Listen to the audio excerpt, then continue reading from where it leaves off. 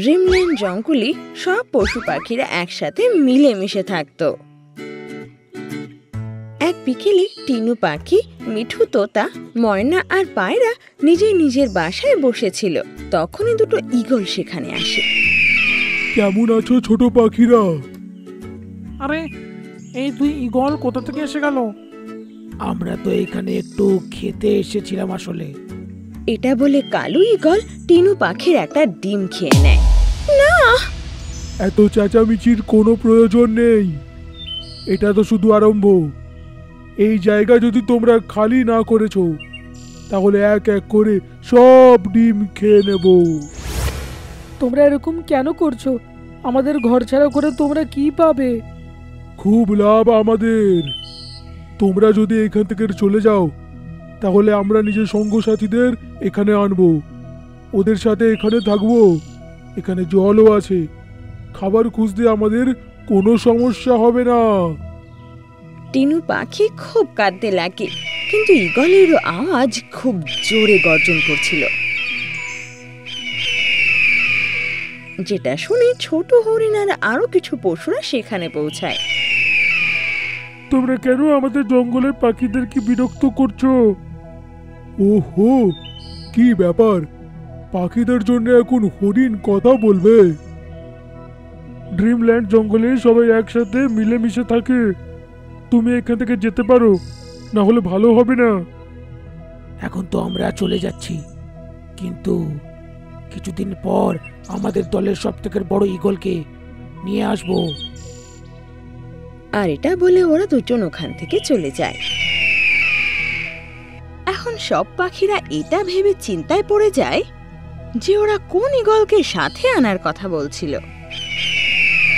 দুটো ঈগল উড়তে উড়তে কালী পাহাড়িতে নিজের এলাকায় পৌঁছায়, যেখানে সব থেকে বড় ঈগল গোল্ডি তার নবজাত শিশুর সাথে বসেছিল। তোমরা দুজন কোথা থেকে ঘুরে আসছো? ওই তো খাবার খুঁজে নিয়ে এলাম। এত দূরে যে খাবার খুঁজতে প্রতিদিন অনেক সমস্যা হয়। তো কি হলো, বাঁচার জন্য পরিশ্রম তো করতেই হবে। আমরা ভাবছি যে ড্রিমল্যান্ডের পাখিদেরকে ওইখান থেকে তাড়িয়ে দিই, তার জায়গায় আমরা থাকবো। আমাদের সবকিছু সহজ হয়ে যাবে। আমাদের সাথে এসো তুমিও। তুমি যদি থাকো তাহলে ওরা ভয় পেয়ে সবাই বাসা ছেড়ে চলে যাবে। সেটা আমি কোনোদিনই করব না। ওই নিরীহ পাখিদেরকে ঘরছাড়া করে আমি কোনোদিনও শান্তিতে থাকতেই পারবো না। পরের দিন সকালে ছোট হরিণ পুকুরে জল খেতে এসেছিল। তখনই ও কারুর চিৎকারের আওয়াজ শুনতে পায়। ও বাবা গো, ভগবান, এটা আবার কার আওয়াজ? এটা শুনে ও উপর দিকে নজর তুলে দেখে তো দেখে গোল্ডিবাজ বড্ড কষ্ট করে আকাশে উঠছে, আর ওর ডানায় খুব বাজে ভাবে মাঞ্জার সুতো ফেসে আছে। কত ব্যথা করছে। গোল্ডি ধরাম করে মাটিতে এসে পড়ে আর কষ্টে কাতরাতে লাগে। আরে ঈগল, তোমার তো খুব আঘাত লেগে গেছে। উড়তে উড়তে কখন কে জানে এই ঘুড়ির সুতোটা আমার ডানায় এসে মুড়ে যায়। তখন থেকে এর খুব ব্যথা করছে। জানি না আমি কি করে এর থেকে একটু রেহাই পাবো। চিন্তা করো না, চেষ্টা করছি আমি। এটা বলে ছোট হরিণ এগিয়ে যায় আর নিজের পা দিয়ে কোনো রকমে সেই মাঞ্জা খোলার চেষ্টা করে, কিন্তু এতে ওরই পায়ে ঘা হয়ে যায়। বন্ধু হরিণ, আমাকে বাঁচানোর জন্য নিজের পায়ে আঘাত করে ফেললে। তোমার এই সাহায্য আমি জীবনে কোনোদিনও ভুলবো না। এটা আবার কোনো বড় ব্যাপার নয়। যদি কেউ সমস্যায় আছে তাহলে তার সাহায্য তো করাই উচিত। আর দুজন পরস্পরকে নিজের পরিচয় দেয়। তারপর গোল্ডিবাজ নিজের ঘরে চলে যায়। বাসায় গিয়ে দেখে যে ওর বাচ্চা ঘরে নেই আর ওর ভেতরে রক্ত পড়ে আছে।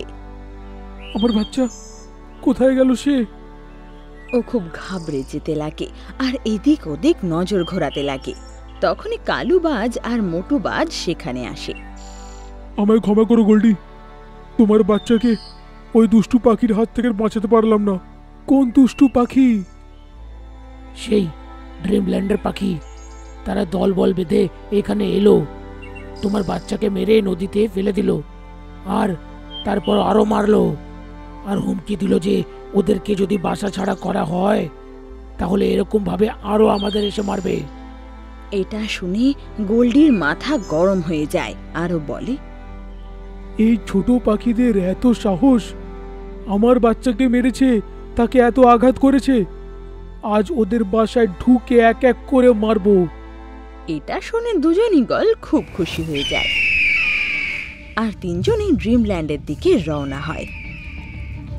পাখিরা যখন ওদের সাথে গোল্ডিবাজকে আসতে দেখে তো ওরা থরথর করে কাঁপতে লাগে।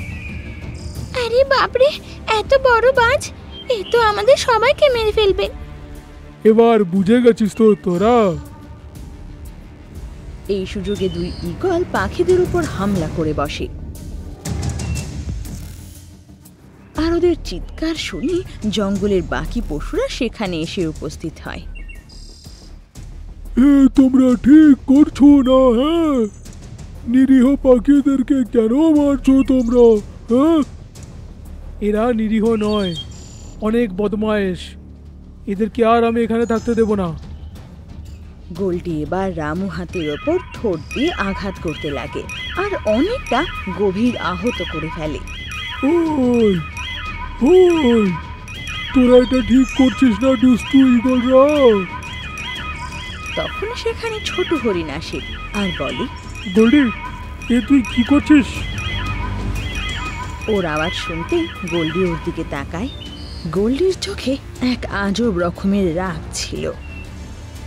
আমি তো আজ সকালেই তোর প্রাণ বাঁচিয়েছি, মনে আছে? আর তুই আমার জঙ্গলের পাখিদেরকে মারছিস। তোমার জঙ্গলের সব পাখিরা কিছু ঈগলের সাথে মিলে আমার বাচ্চাকে ধরে তাকে মেরে ফেলেছে, না হলে তো তোমাদের পাখিদেরকে আমি কোনোদিনও মারতাম না। এ তুমি কি বলছো? আমাদের জঙ্গলে তো একটাও ঈগল নেই। আর না, আমরা তোমার বাচ্চাকে ওইখান থেকে মেরে ফেলেছি। আমরা তো এটাও জানি না যে তোমার বাসাটা কোথায় আছে। না না গোল্ডি, মিথ্যে কথা বলছে এরা, এরাই তোর বাচ্চাকে মেরেছে। ওদের ব্যবহারে আসা পরিবর্তন দেখে গোল্ডি আবার ভাবতে বাধ্য হয় আর বলে, আমি তোদেরকে পাখিদের উপরে আঘাত করতে বাধা দিতাম, তুই এটাই চাইছিলিস যে আমি তোদের সঙ্গ দিই, তাই তো? তুই ভুল ভাবছিস গোল্ডি। ছোট হরিণ আজ আমার প্রাণ বাঁচিয়েছিল, সে তো নিজেও তাতে আঘাত হয়ে গেছে। যে জঙ্গলের প্রাণীরা এত ভালো হয়ে সে আমার বাচ্চাকে আবার মেরে ফেলতে পারে নাকি? এটা বলে গোল্ডি ওদের খেয়ে নেবে এমন নজরে দেখতে লাগে, আর ওরা দুজন এবার থরথর কাঁপতে লাগে। তুই আমাকে উস্কে দেওয়ার জন্য আমার বাচ্চাকে মেরে ফেলেছিস, তাই তো? না না গোল্ডি, এ কালুর আইডিয়া ছিল। গোল্ডি, ক্ষমা করে দে। শোন, তোর বাচ্চাকে আমরা মারিনি, ওকে শুধু আমরা লুকিয়ে রেখেছি। এটা শুনে গোল্ডি গর্জন করে বলে, আমার বাচ্চা কোথায়? তারপর ওরা গোল্ডিকে সাথে নিয়ে এক জায়গায় নিয়ে যায়, যেখানে ও নিজের বাচ্চাকে সুস্থ অবস্থায় পায়। গোল্ডি, এবার আমরা আসি, কেমন? ওরা দুজন পালানোর কথা ভাবে, কিন্তু গোল্ডি ওদের ভালো ধোলাই করে। গোল্ডি, ক্ষমা করে দে ভাই, গোল্ডি, ক্ষমা করে দে। আর ওদের রক্তাক্ত করে ফেলে। তারপর গোল্ডিও নিজের বাচ্চার সাথে ড্রিমল্যান্ডে চলে আসে, আর সেও সেই সুন্দর পাখিদের সাথে সেখানেই থাকতে লাগে।